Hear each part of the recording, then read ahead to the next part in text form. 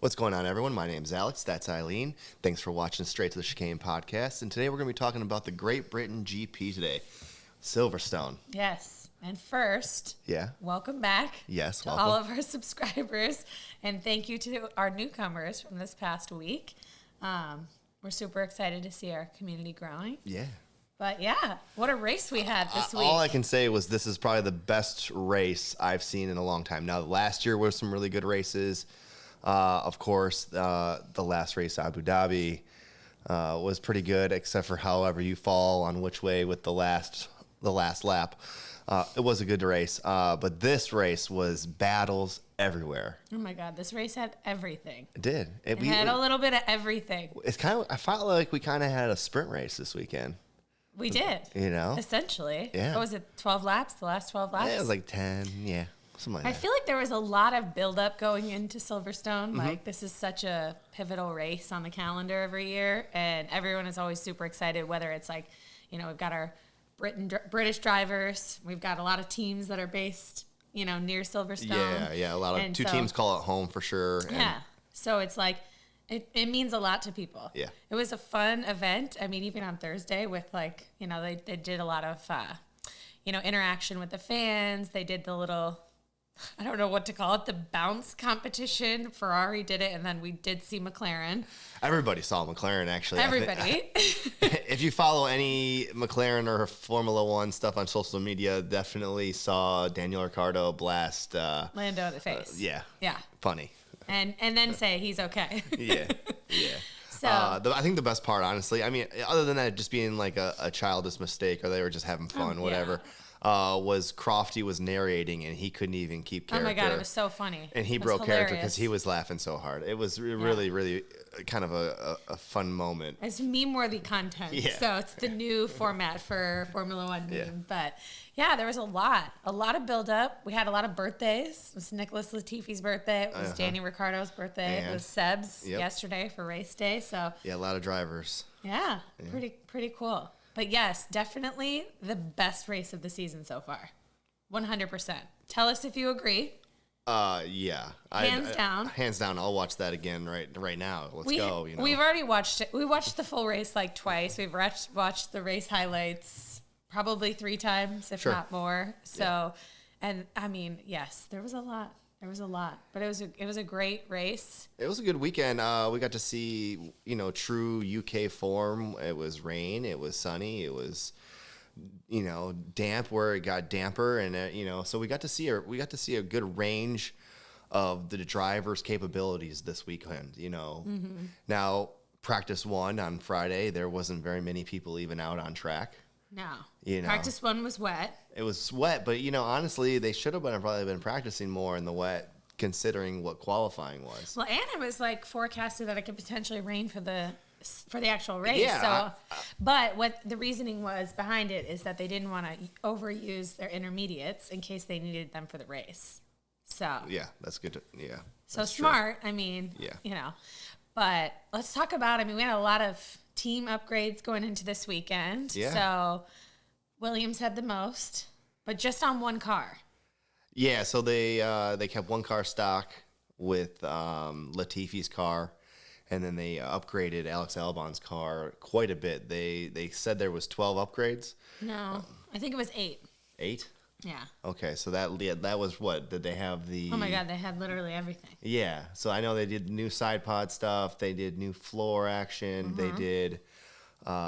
I think you said Halo. Is that them too? Mm-hmm. Yeah, so they had quite a bit of change. And if you saw, they did have 12. Sorry. Okay, so yeah, I was right. So they had a new front wing, a new front corner, side pod, floor fences, floor body, a new Halo design. Obviously they didn't get like a different one, but floor edge, a diffuser, engine cover, cooling, rear suspension, rear corner. So basically a new car. Basically, just one.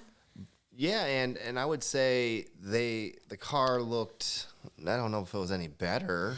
No, I mean, it looked better. What they were like aiming for was P6 in qualifying. and they did not come anywhere near. Albon was out in Q1. Q1, he came in 16th, so he was a little ways off. But they were claiming it was going to be a second faster. Yeah, no, I know. But, I mean, it's also tricky conditions, so it's in the wet. And then what his complaint was on the radio after when he came in and was out in Q1 was that they made him do cool-down laps. Mm-hmm. And so it affected his tires, essentially. But what was interesting is, for me, just going into it and hearing that they were only going to update Alex Albon's car, and then all the rumors that Latifi was going to be dropped, like, mid-season, and he could be as soon as Silverstone. Yeah. It was a little unusual to kind of, hear they're just going to do one. I know they're planning on doing the second car, I think, in a few races, maybe right after summer break. I think they still need to do more testing. Obviously, you hit it right on the nail, saying there was such tricky conditions throughout the whole weekend with practicing, that they weren't even really able to fully test that new car. Right. So, it was good in the dry. Like, I think you're not wrong. He was definitely better. It was better performance, but... I mean, he consistently was better than Latifi in the dry. Where it was dry, the car was faster, for sure. Mm-hmm. But interestingly enough, with all those updates, Nicholas Latifi had his best qualifying, not just this year, his entire career. Yeah. So he has not been out of Q1 this entire year. So that kind of made the qualifying a little suspenseful too, because it added that, like, oh man, where the hell did he come from? He's always usually out Q. Oh my god, in Q1 I was like, I think Latifi's about to get out. And then it was like, the reason he got through out of Q2, so obviously we all know Latifi made it into Q3. The reason he got out was that he got his lap in early in Q2, and then the conditions got worse. So nobody improved. Nope. And so he was able to sneak through in 10th and make it into Q3, which he went out and he started his lap, but ended up putting it into the wall. And they said, you know what? Just bring the car back in. Yeah. You're through to Q3, and this is great. Yep. So we're happy to see you there. Yeah. So it was cool to see for him, though. So congrats to him. Little birthday present. So they brought the most upgrades, and then it was Mercedes. So it's funny that, sorry to go back, but like Latifi's car having no upgrades made it all the way in the Q3. Maybe he was just motivated, I think a little bit of both. I think all the drivers really like that track a lot. It's a really good track. And it's their home race too. The amount of sim racing that I get to do, that's like one of my favorite tracks to be on. It's got a lot of stuff that's really great and fast. It really puts you to the test, and it puts those drivers to the test for sure. He maybe had a little extra motivation because of all the talk, Yeah, exactly. He's like, let's shut these haters up. Yeah. So, well, now we'll see if he can do it again. Then you said what? Mercedes was next? Mercedes was next with 6 upgrades. They had, I think, a decent amount of front and rear, like, suspension changes. They had their side pod inlets or something changed. So they had a lot of change. And I said this last race that I think they're starting to they're back. They're definitely in the third best team, but they're starting to push. And we saw it in the race. I hate to spoil it a little bit now, but you kept saying Lewis was one lap away from overtaking before the yellow flag. So we would have known. I would have liked to see how that would have progressed on that current state without that yellow flag, because there was issues. I don't want to continue to talk about the race, I guess, but that's what we're here to do. I know, because Ferrari there was some lifting and coasting happening. There was some fuel saving. Yeah. There was some damage to cars. It was just really a good race. Honestly, if you haven't seen it, turn us off. And go watch it. And go on YouTube and watch the highlights. Yeah. Watch the 10-minute highlight or the 30-minute race. Do the 30-minute race recap. I mean, it's not that long of a race. It's like watching a sporting event. You know what I mean? It's 2 hours, 2 or 3 hours. If you can learn anything from this race this week, is like Formula One is not boring, and you should be watching it. Yeah.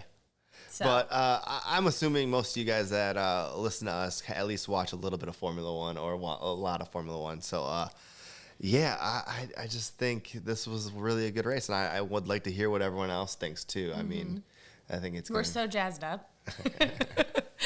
Okay, so back to Mercedes. Yeah. So I was a little skeptical. I mean, I think because this year has been so crazy that I just didn't want to say, oh, Mercedes is back, but it definitely is feeling like they are. So even Lewis, I mean, in practice, he was in the top pretty much every session. So that was good to see.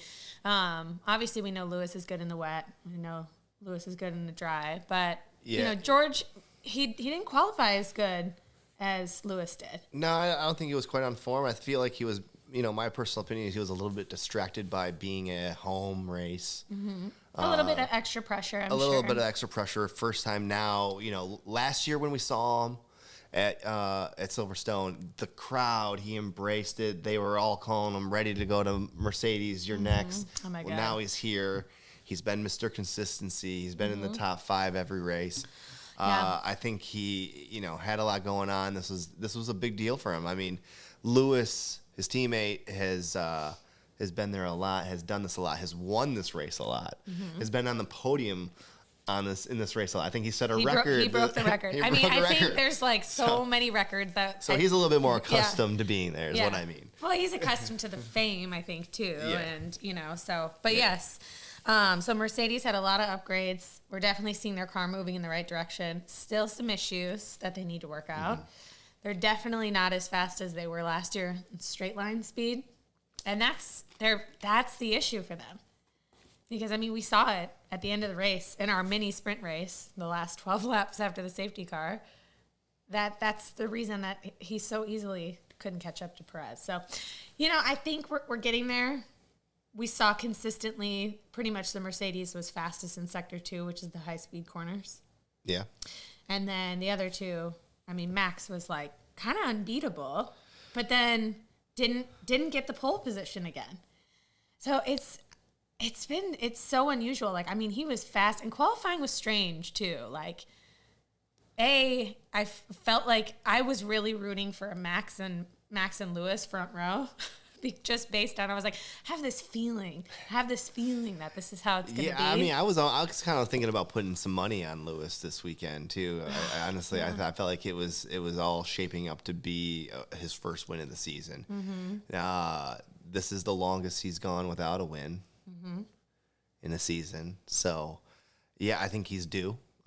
However, I'm happy to see who won this week's race. Yeah, I know. I called it out. I know we called out earlier this year in the beginning of the season that we wanted, you know, he deserved to get his first win. So I was excited. Yeah. I know you were rooting for Lewis there at the end, too. I was. Yeah. But, yeah. I mean, I was happy to see Carlos get his first pole, get his first win. So, I mean, I'm happy. But Lewis was on course to win the race. Yeah, before the safety car. Yes, and guys, if you haven't, again, the safety car changed everything. It created a sprint race, in my opinion, at the end of the main race, which was fantastic to see. However, since we're talking about that currently, do you think Lewis would have been better to go on the mediums instead of what everyone else did, going on a new set of softs, because his car performed better on the mediums? I don't know. For the last few laps? Yeah, I don't know either. I'm not sure. I know. I don't know. I don't know if he had a new set of mediums. That's true too. Or maybe if it even like a slightly scrubbed set of mediums would be still faster than the set of softs. I don't know. He was pretty freaking fast. He crushed the fastest lap. He did at the end. You're right. He had the fastest lap of the weekend. You're right at the very end. And honestly, isn't it interesting, the turn of events with Mercedes? I mean, like a few races ago, they could not get porpoising under control. Lewis was his back was literally broken. I mean, not essentially, but he was like, it was rough. He was on a street course that's a fairly rough course. But I'm like, just think about, okay, so 3 races ago, Mercedes literally, like, their drivers were in pain. And now we go in, and they're the fastest car on the track. Lewis is pumping in fastest laps, almost won the race. That's right. So, you know, they're another reason you should watch Formula One, because things change very quickly. Yeah. Very true. Let's talk a little bit still about qualifying before we kind of get into the race, because you kind of mentioned something that I want to bring up, is that Max was looking really fast in practice, right? He was Q3. I mean, I don't think Max was showing his full potential in practice. No, I don't think any of their drivers show their full potential either. He was like unbeatable. I mean, going into I guess he had the fastest lap in Q1.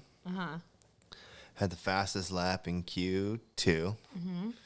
And then he just got beat out in Q3. So yeah.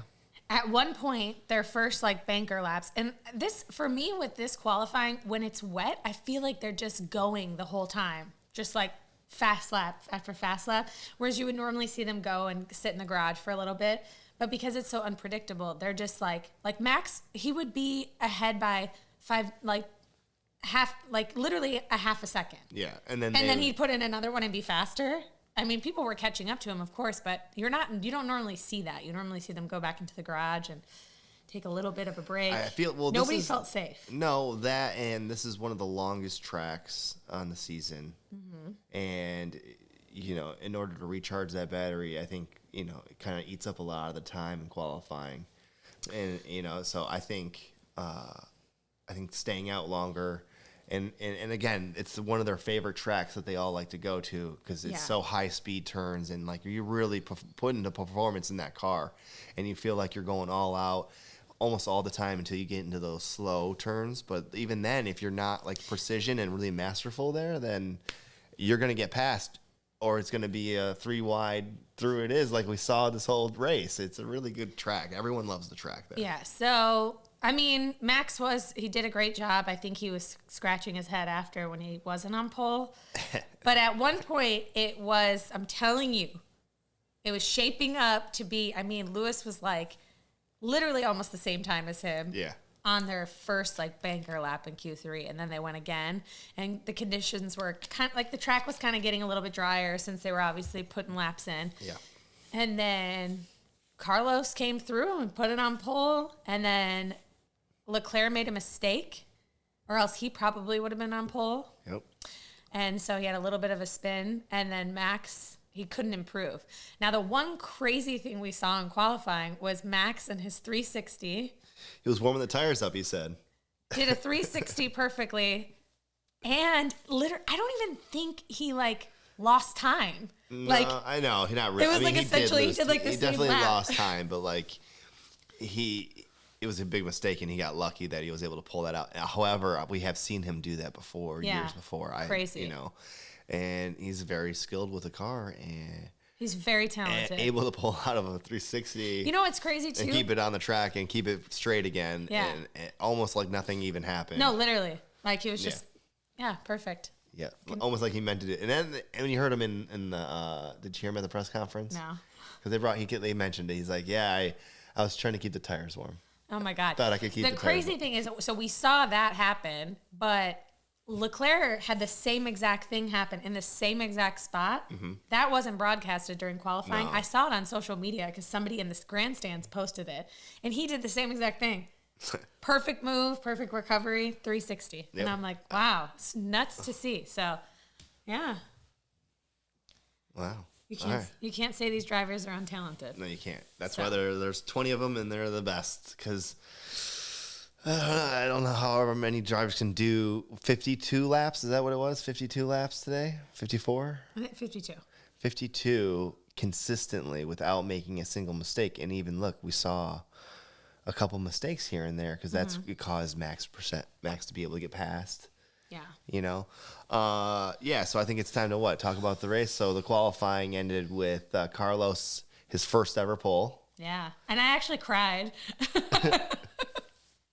You get emotional for them. It is an emotional sport. I mean, like sports, I get emotional watching even sports movies. So I understand. He was surprised. He's like, "Oh man, I felt terrible out there. What do you mean I'm on pole?" So yeah, so good for him. He finally got it at a really good track. Set pole, and then we had Max behind him, Leclerc, Hamilton, Norris, Alonso, then George. Then we had Guan Yu Zhou and Latifi. And then Latifi. Yeah. Yep. That was our top 10 to start the race. So Zhou out-qualified Bottas again. He's that's a third time? I think third time consecutively. Yeah, it was third time consecutively. Yeah, so he that was amazing to see. Haas had another tough weekend in qualifying, P17 and P19. So tough to see that, but had a great recovery. Yeah. And then what else? Ricardo, tough qualifying again for him. Tough race. McLaren fans this year, it seems weird that Lando can still kind of consistently stay, near the sharp end of the field, as they say, the top part, where Ricardo still is just struggling with the car. And it's a new car for everybody. I don't know what to say. I feel bad for the guy because he's a good driver and he's a race winner. He's fought for maybe not the title of the world, of the championship, but he's definitely been a top tier driver for many years. Mm-hmm. So I guess this car does not fit him the way we've seen him perform well in some races though this year. He's won a race here in that car last year. Different car. I know. So, but still, I'm like, there's a lot of races ahead, so we'll see what happens. But another tough weekend for him. Very tough. Not the way he wanted to celebrate his birthday. Also, before we get into the race, Vettel had a tough weekend too to start. He didn't make it out of Q1. Mm-hmm. I know, he was bummed. He said, again? Yeah. And Stroll was in last. So Aston Martin, tough. Stroll. I'd like to see Schumacher get into the, at least Q2, which he kind of missed out on. We've seen him get into Q3. We have, and we just have not seen him get points until this weekend. So, which is great because Haas got both double cars points, yes. Which is a fantastic move to see Haas. They're not a bunch of wankers as they would say. As Gunther would say? Yeah. The Steiner ship is all aboard. Yeah. Oh, man. Okay, so let's talk about the race. Okay, so what a race. There's literally so much to unpack, but lap 1 was crazy. So we red flagged in lap 1, and there was a huge debate because when we came out of the formation lap to start the race. Let's talk about what happened. We will. So we started the race and right into turn 1, which is a high-speed, full-throttle turn. It wasn't even in turn 1. It was literally just on the straight. It was going the accident happened, but... It was just carnage. Yeah, so so the race started. Yeah. Max had a good start. Uh-huh. Lewis had a really good start. Max had a really better start. Max took the lead. Yeah. Lewis bumped up into third, moved ahead of Leclerc and Perez immediately. But the thing is so the reason why I said it the way I did is because none of that even mattered. Okay, well... Because they didn't get past... So you're not going to explain what happened and then just say, we changed the racing lineup back to... No, but they well, that was the controversy, and in hindsight, it was the correct thing to do because they didn't... Everything happened so fast. Like you just said, it was going into turn 1. It wasn't even at turn 1 that they red flagged it immediately and and no one was able to pass the safety car line. Yeah, so we saw them have a great start. We're covering the front, going around, and all of a sudden in the back, we just see George Russell off the track and a car flip over. And it was scary at the time. I know you're like, oh my God, it was crazy because we know everybody's okay now. Yeah, so the camera angle that they went to, like you said, in the background, you see an upside down Alfa Romeo spin. Which nobody knew. Even they were like, just George Russell's out of the race. That was it. And we think it might be Zhou. And, it was just crazy. We just saw carnage in the background going out. And then they just immediately red flagged it and brought everybody back in. Mm-hmm. And then you have to wait that whole period of time before you even know what happened because they're not going to show you anything until the driver's okay. Well, which is kind of, I think, how do you feel about that? It's respectful. It is. And once you saw what happened, completely understandable why they wouldn't because he was pinned in between the tire barrier and the metal fencing and stuck in the car. So for a while. Until they get him out, you don't know. And so covering it, it can, and then just all the questions and things that can happen. So I think that's the right thing to do. Yeah, because, you got to understand, the reason why I bring it up is previous years, we've seen a lot of the carnage happen more live. Mm-hmm. Necessarily they don't go right away to the replays. For an example, we saw Romain Grosjean's accident happen pretty much on the camera. Yeah, but then it was the same thing. They cut away after from that. it. Yep. But yeah, no, it's crazy. I mean, you can go back and see what happened through like the driver onboards, which we were able to do. Yeah. But it was pretty scary. It was gnarly seeing that car. So Guan Yu Zhou's car flipped upside down, skidded on the roll bar and the halo, and pretty much spun around, hit the gravel, went into the gravel a little bit, still at, I don't know, say 70, 80 miles an hour. I know, they haven't even said what the G-force was on the impact. And honestly, it looked like he was going to hit the tire barrier and just kind of hit that, right? But then it was like so basically it hit the tire barrier and it was trying to flip over to like right itself is what they said. And then it just kept flipping because of like how fast it was. I don't even know. Honestly, I don't even know if it hit the tire barrier because it hit the rocks and it caused the car to spin over, and it did. It barrel rolled over the tire barrier and hit the safety fence, which I'm glad they have that safety fence there because if it was any higher, it would have went over the safety fence and it would have hit the crowd for sure.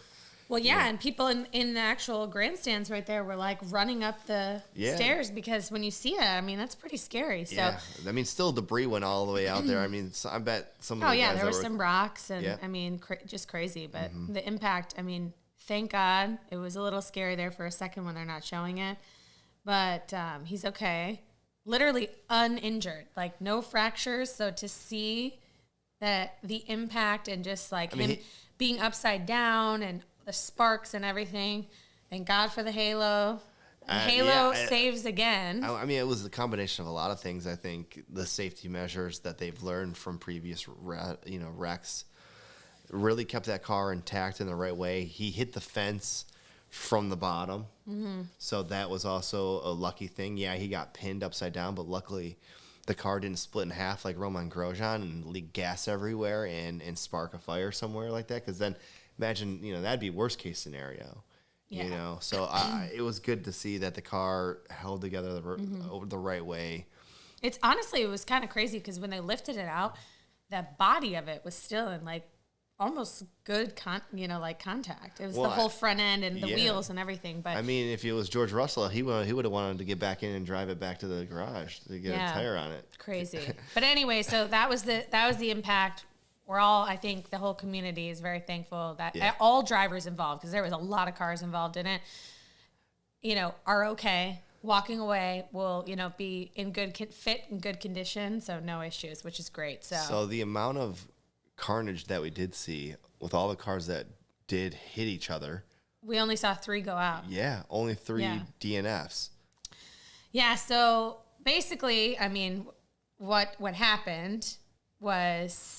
And I think we have to give kudos to George for getting out and like going immediately to see if the other driver was okay.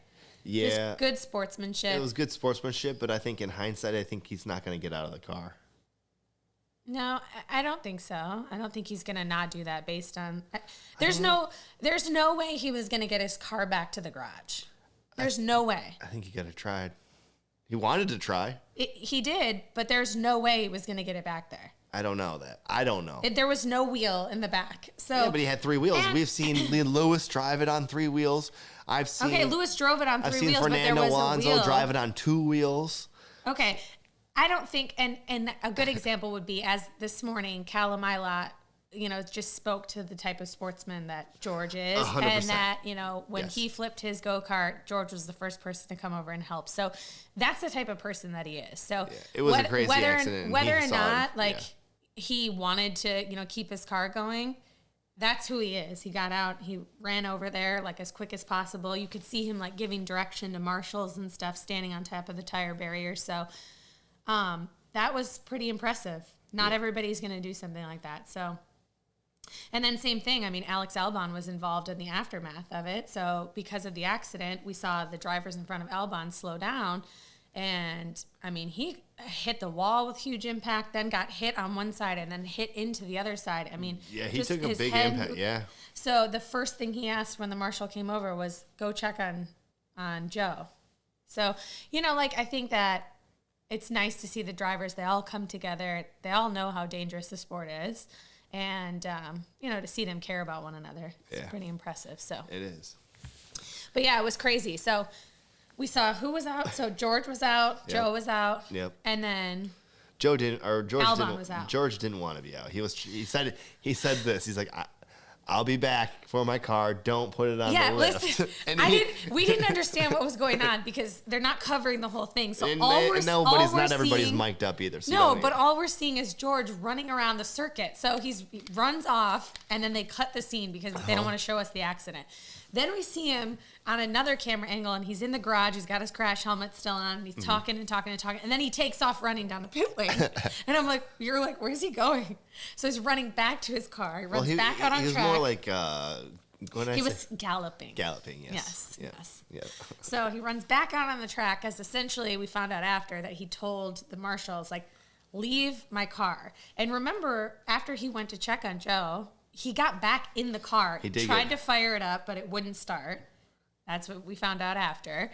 And then he went back to see, like, okay, what can we do to talk to his engineer? But he was like, I left it on the side of the road. What do you think I can do to get this thing fired up real quick? And he told the marshals, like, leave it here. And he's like, when I got back, it was on a flatbed. So essentially it was over. But so rules are rules, and I mean, Toto already said it. Like, they couldn't fix it, but because there was a red flag, they were able to. Now, I don't remember the specifics, but I'm pretty sure in Silverstone last year, during the sprint race, the formation lap, Perez put his Red Bull into the wall, and they were able to bring it back and fix it, and he started from the pit lane. Tell me if I'm right.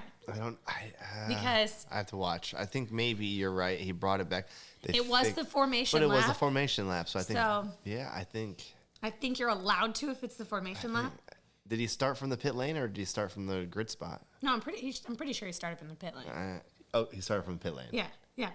But essentially, that's probably what George would have done if they were able to fix his car under the red flag circumstances. Sure, I see what you're saying. Yes. So. That's debatable, actually. Yeah. However, it wasn't a formation lap, though. It wasn't, but the lap didn't count because we had to reshuffle the grid back to starting position. See, there's talk. Yeah, okay, all right. Yeah. Okay. So that's what, like, that was where my head was at yesterday. So I'm like, I get it, but I don't think George was ever going to be able to physically get it back. But I don't think that Perez drove the car back because it was in the barrier. Did he stay in the car?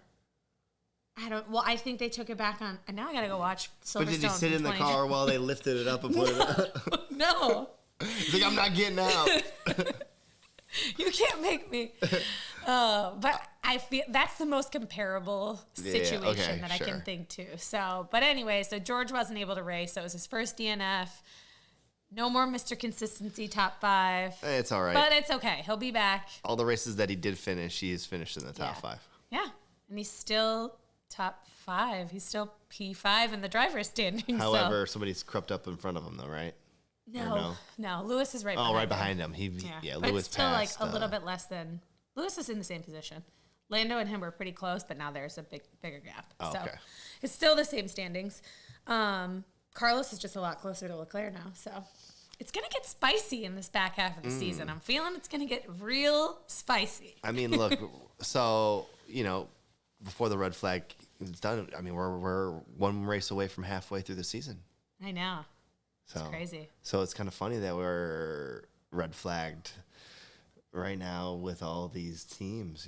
We Let's talk about the red flag though and what it meant for this weekend. Okay, so little did anybody know there was protesters at the race to protest. Oh yeah, that's a big topic because climate and obviously like the fuel emissions and all of that stuff. So they broke onto the track and got onto during lap 1 and got on the track. Yeah. Yep. And the drivers didn't know. So if we didn't have the red flag in the accident, they would have been going through, I think it was turn 3, like 190 miles an hour. Like, how dangerous. I think 7 people were arrested. You see them, if you guys want to see it, it's on Ocon's onboard. You can see the people on the track because Ocon was involved in the incident too. So he was like puttering back. Same thing with like Sonoda. So somebody had posted the people like getting arrested and like, whatever. But that is crazy. You shouldn't get on a racetrack in a live race because you're going to get hurt. We've seen animals die. We've seen birds, beavers, groundhogs. It's very dangerous, and these guys, there's a way to protest and doing it where it's gonna like literally impact a lot of people. That's dangerous. So yeah, I just think you're gonna get hurt. You're gonna get other people hurt. Yeah. I think even that's as bad as like what people do here in America when they protest and they go onto the highway. Mm-hmm. I think it's fine to protest. You can do it in the right areas. If you're smart, you get enough publicity and you can get enough people on board. But I don't think shutting down the highway in any city is the right thing to do. I don't think getting on a racetrack is the right thing to do when it's a live race going. You're going to get hurt. You're going to get other people hurt. So honestly, very lucky situation. That it happened. The drivers immediately were going slow and obviously under red flag conditions, but it could have been a much worse circumstance. Yeah, and you told me later, because I'm like, what were they protesting? They're protesting the gas emissions or gas use. And I'm like, this is even debatable because Formula One is being really known for trying to be the forefront in being carbon neutral, in trying to use gasoline in these cars that is synthetic, is man-made, is not have any, byproducts from Mother Nature or anything like that. It's trying to be all synthetic. Yeah. And once they nail that in the next 5 to 10 years, maybe even less, it's gonna be able to go and do all of everyone else's cars. So I think they're the forefront. They're trying to figure it out just as much as those people want it figured out. It doesn't just happen miraculously. Not everyone's going to be able to go full electric. I don't think anyone wants to even watch Formula E. It's not nearly as popular as Formula One. Yeah. Okay. Well, it was crazy. I'm like, I just feel like it needed to be mentioned because I don't even know if people really realized that happened yesterday. So yeah, people probably don't. Yeah. So we had the controversial restart. Should they have lined up with where they were, at the end or when the red flag took? So we went back to how they qualified. So Max was back on pole. Yeah. So Max was back in P2. Yep. Carlos was on pole. So because of everything that happened, rules say that they couldn't get a clock time because nobody made it through the second safety car. Second safety car line. At first they were saying through sector 1, which is not true. It's just it's the first sector car, which was like the first timing beam that cars go through. So nobody crossed that before the red flag. So no one was able to set who's in front of who. So the FIA is like, So reset everybody back to the original grid start, and then everyone that except was for out. the cars that were in the back. So everyone behind George Russell, everyone got to move up. Yeah. A space or two, depending on where you were. Yeah. So restart.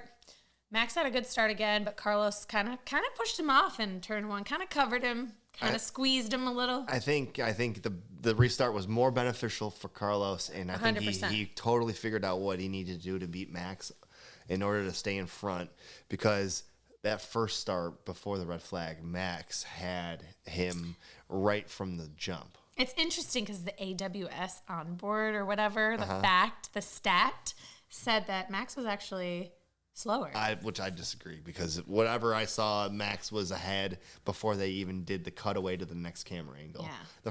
Within the first camera shot of the lights out, he was already in front. Yeah. So we saw that Lewis did not have a good start. Lewis had a worse start. Yep. Lewis fell back. He was battling with Norris there for a second, but he fell back into P6.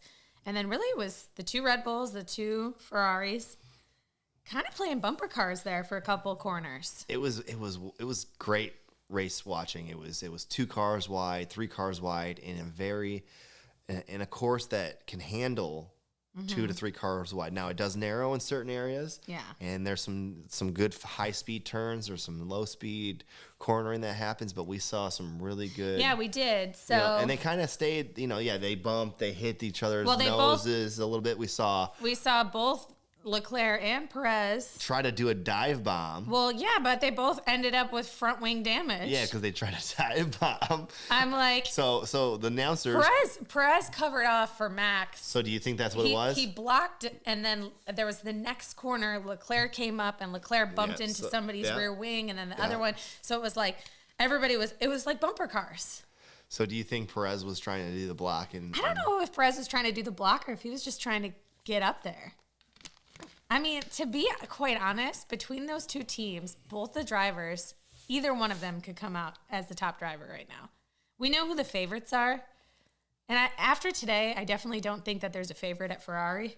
Yeah. Just based on team strategy. But I think that Perez had a chance to, like, pull past Max, and I think that's why he went for it. It did in turn also help block, obviously. It did when they came out because they got damaged. I think he immediately started to do some defense. You're right after that. Yeah. So, but it was a great first lap. We go in. We saw a couple more laps. Then we ended up seeing Perez was having some issues because of his damage. So Norris was catching him. They were all in DRS. Norris had DRS to Perez. Yep. Hamilton had DRS. Couldn't get past him. Is that when? And then then Perez pitted. Yeah. And that was like lap freaking 5 or something. Yeah. And so we expected it to be a 2-stop strategy.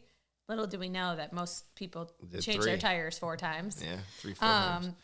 But so that cleared up the queue for them to be able to get through. Yeah, and then so we saw Carlos just kind of staying in front, maintaining a couple of laps right there. Mm-hmm. And then he made a mistake. Mm-hmm. And he went wide. That was through Zhou. He made a mistake, and Verstappen was ready to go right there and pretty much made the pass right after the mistake. Went in and just started pulling away, and we were like, all right, here we go. Max is looking good. And then that happened. It was very quick. It was very quick that Max was in the lead, and then it was like a couple laps later. I think it was a lap or 2 later only. We saw the Alpha Tauris try to pass each other. Yuki tried to pass Gasly. They were both in the points, too. And I'm like, what just happened?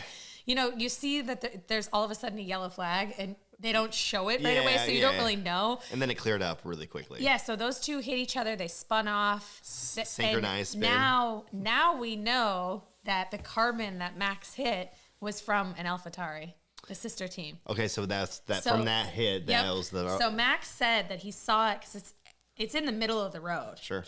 And he was like, I couldn't avoid it, so I just hit it head on. So it damaged he got a puncture. And then he didn't realize, I mean, he knew right away he got a puncture, and you could see it. He slowed down. But luckily, he reacted quick enough that he was able to come in the pits right away. But little did he know that there was floor damage. Yeah, I don't think he realized how bad the floor damage was because, and luckily it did happen near the back half of the track where everything was happening so fast that he was actually able to pull in to the pit lane. And honestly, the way pit lane is rolled out, you kind of bypass the last chicane coming around, which is a big part of the track. So I even said it to you. I'm like, oh, he timed that. That was timed well. He did a good job. I mean, you saw him lock up to slow down. Like he didn't have control. That 50 mile an hour mark. Yeah, so he came in. He got new sets. The Ferraris went through. Hamilton went through. Norris went through. Alonso went through. I think he came out in 5th or I think he came out in 6th. And as soon as he came back out, he's like, something's not right. The car is broken. There's something wrong. The car's... He's like, why'd you put me on these tires? That was the second. That was the second, because he pitted like the most out of everybody. He did. But, something was wrong with it. And now we know that he had a loss of 20% in downforce. Wow. So, I mean, he did a good job. I mean, he came out P7. So held on into the points. And I'm sure it wasn't an easy drive. No, I mean, he had to fight Schumacher at the very end for that on the last lap. I think if there was one more lap or 2, Schumacher would have got past. Oh, yeah, for sure. I mean, he had no grip, just issues. So we saw Carlos get through. Leclerc had front end damage, so he lost one side of his front plate. And really... I'm surprised how he performed like the car seemed faster without those plates. Okay, so was it not Lewis Hamilton, Saudi Arabia, after he hit Max and had no front end, and he's pumping in fastest laps, just going crazy? I think I don't know. I'm not an aerodynamics person, but I feel like the front wing end plates are just there to minimize the turbulence that's coming off the car. So we should test it without Well, the I think infants. the FIA with their rules are requiring that so that the battling that we're seeing Yeah. is that's part of the reason why we're seeing is because that's in turn doing things part in the front end of the car that is causing things, to be cleaner and much more smoother air. And but yeah, the car seemed like it was faster. Yeah, because he was like almost pushing Carlos. Well, at he one was. point, He was. And then they finally gave team orders after they told Carlos you need to do 132. And Hamilton was coming fast. Yeah, and he's like, all right, give me one more lap. And within that one lap, I think they realized that he couldn't even do Leclerc was like, no, that's not fast enough, in my opinion. Respectfully, in my opinion, Hamilton is going to be up here real quick. Yeah. So they finally inverted the cars. Carlos was like, they did it at a good time too. It was in the straightaway during the power upping through through the fifth, sixth gear. So it was a good move. That was good. Then we see, I'm like, who pit first for the Ferraris? Leclerc or no? Carlos pit first. Yep, he pit. So he pit, and then I think they just wanted to separate them to get them off of battle because. Literally, with that damage, there was some issues maybe in the low speed corners or whatever. You could see where Carlos was kind of being able to kind of catch up to him, but then straightaways or whatever, Leclerc was pulling away again. And so there was a little bit of battling kind of that could have happened. So both Ferraris pit, irregardless. Lewis was being Lewis. The tires are good. Tires are feeling good. So he kept rocking. We saw Lewis lead the Grand Prix. Yep, and in front of his home crowd. I'm like, oh man. And it was before Martin Brundle and before Crofty said anything. I was like, man, if he goes a little bit longer, he might be able to get on some softs. And you were like, oh, what's he gonna do? Because he couldn't go back to mediums. You have to have two different tire choices, and he was on the mediums the whole race up until that point. So So, anyways, the hards were hard for people to warm up. So everybody had a little bit of an issue. So Lewis was like, I don't know how much longer I can be pushing in these laps. And that's when he came into pit. So he was like maybe 19 and a half seconds in front of Leclerc, who was in third at that point. So he had to come out behind those two, and he had a slow pit stop. So there was an issue on the front left. So he came out behind. It was going to be tough for him to warm up his hard tires, but he started to. And as soon as he started to close the gap, because, he was coming. He was coming for the win. I would have put money on it yesterday if there wasn't a yellow flag, a safety car, because of Ocon breaking down. Yeah, so Lewis would have won. Everything was going smooth. Like you said, the graphics were popping up saying within a lap. It was 1 lap striking distance for Lewis to catch Carlos. Yeah. And I figured that, and that was kind of shaping up to be what it was going to look like for the end of the race. And then all of a sudden we cut to Ocon car was struggling. Couldn't come out of the corners with power, and he came on the radio and said no power out of the corner. And it was literally right after the start-finish line. It was, and it was in a rough spot, and the announcer was like, oh, in this spot they're going to have at least a virtual safety car, and then he stopped right in the middle and a full safety car, and there was cars in the right position that benefited.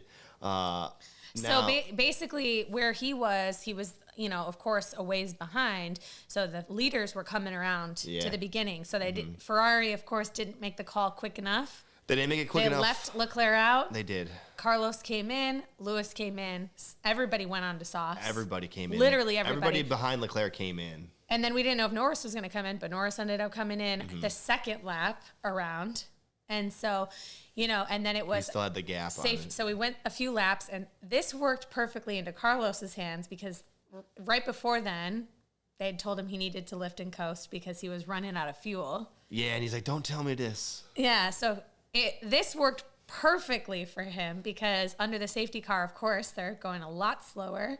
Yeah, and so you're able to recover any type of...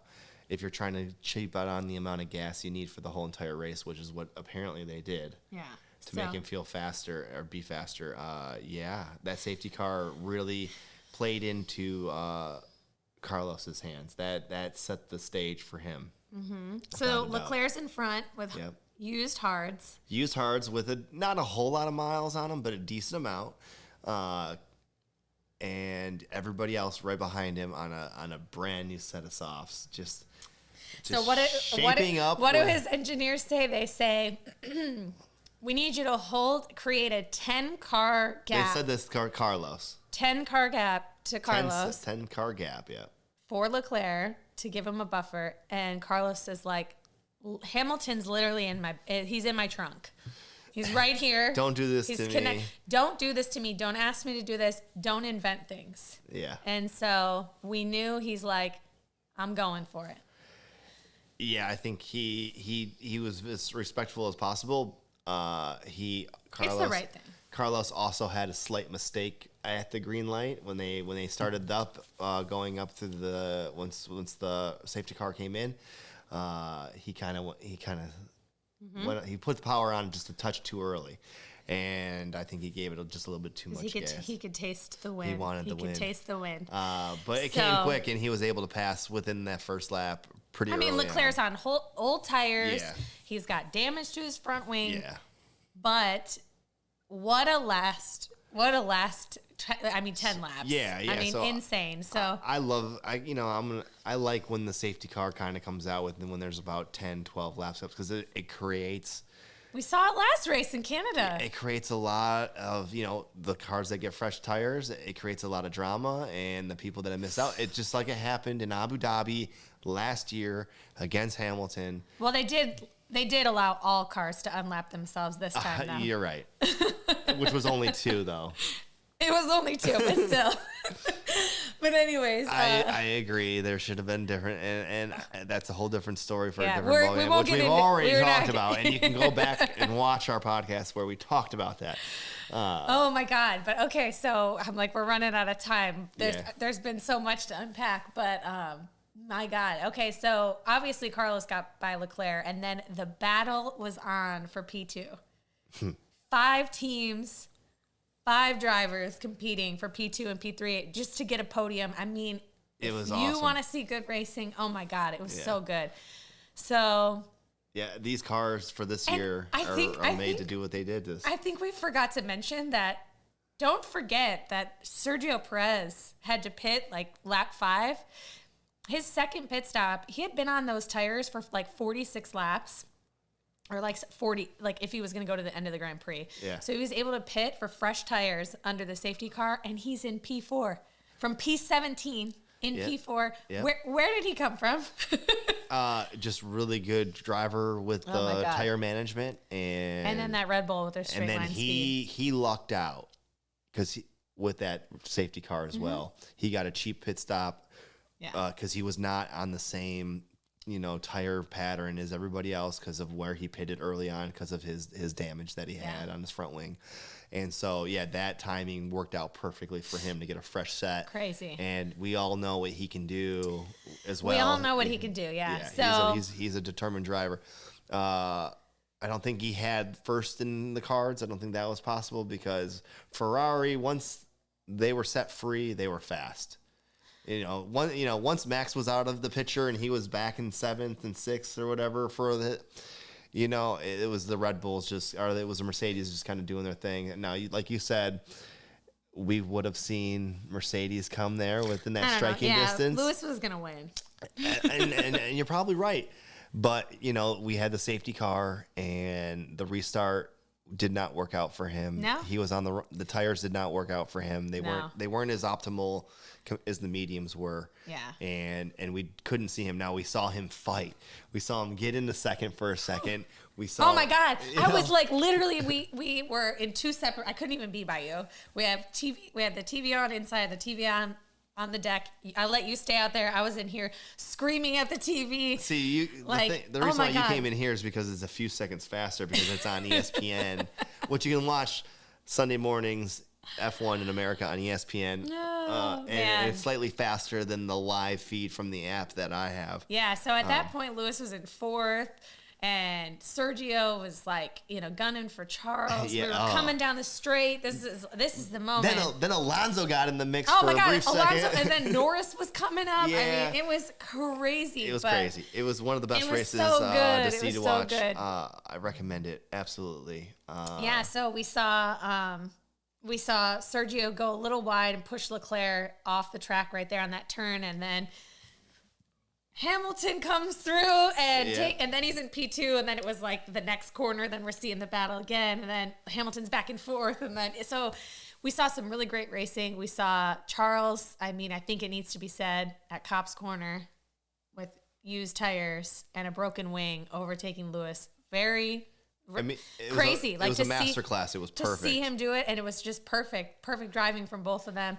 Charles ended up, of course, falling back. He ended in P4. Yeah. Tough to see. Lewis on the podium for a 13th consecutive time. Yeah. Or a 13th time at the same circuit. Yeah. So, Sergio. Yeah, I would say it's P2. Official. I think Mercedes is back. I think they figured out what they needed to figure out with their cars. We have Mr. Consistency still with Lewis's teammate George. Mm-hmm. I think we finally got it. They're not far off from Ferrari, to be quite honest, because of Ferrari's reliability issues. Look, we're just about to be halfway through. Mm-hmm. A lot could happen. Yeah. I don't know if Red Bull's in reach for them, to be quite honest.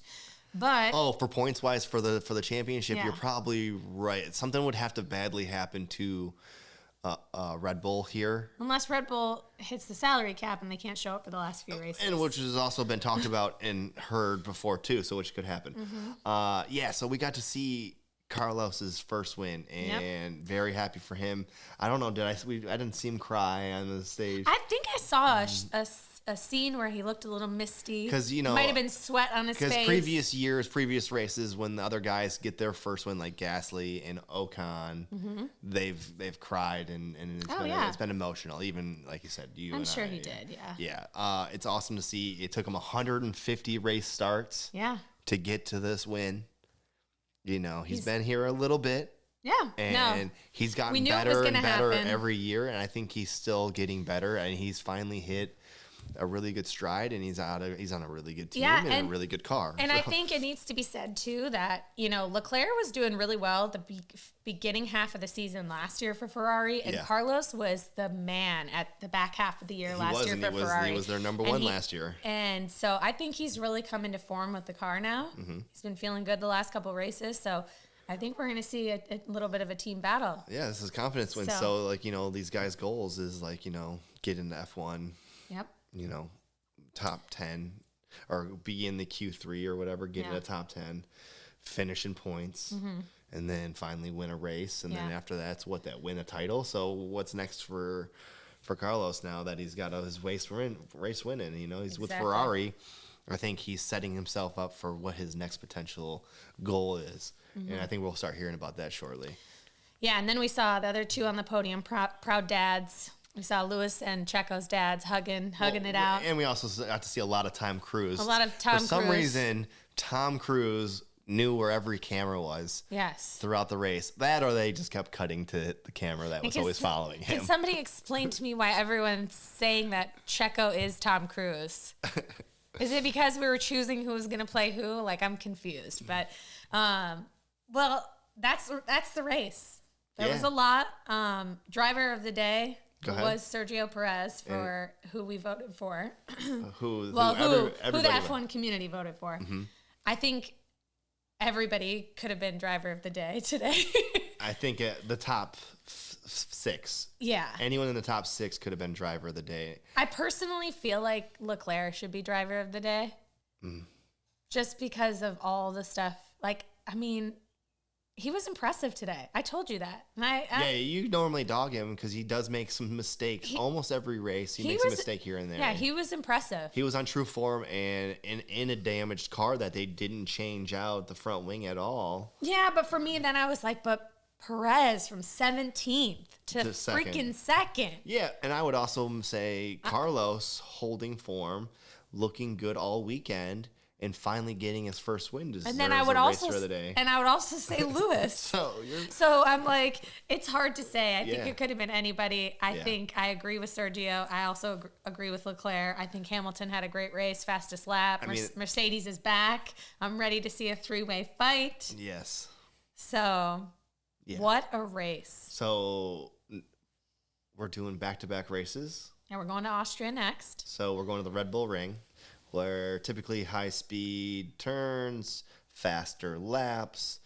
It's 10 turns 3 DRS zones, Yeah. and literally 3 straights. So this is suited for Red Bull. Very suited for Red Bull. Yes. However, we'll see how it goes. Yeah. So I know we've been here a minute. If you've made it here this long, thank you. Don't forget to like, subscribe if you haven't already. Yeah, comment. Join us. Tell us what you thought of the race yourselves. If you haven't watched it, stop. I mean, it's been an hour. Go watch the race. You could have watched it twice. You could have watched the 2:30 minutes twice. I hope we did a good job visualizing it for you, and I hope you feel the same passion we feel. Yeah. Because I feel like we're riding a high from yesterday's race. Everyone's calling it best race of the season so far. So, listen, back half the season's got a lot to compete with. So we need to see more races like that. But it was very enjoyable. All right, so I think we'll see you in 1 week's time, and we'll see you after the Austrian Grand Prix. All right, see you guys. Bye.